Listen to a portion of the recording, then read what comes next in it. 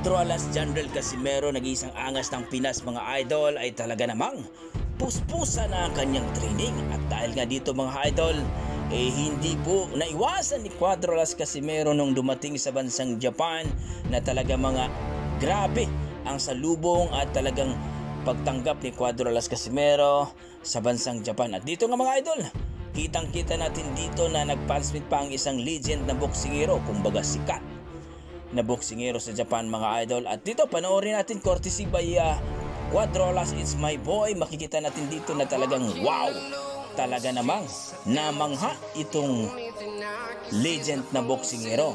So courtesy by Cuadro Alas Casimero mga idol, panoorin natin. Let's go.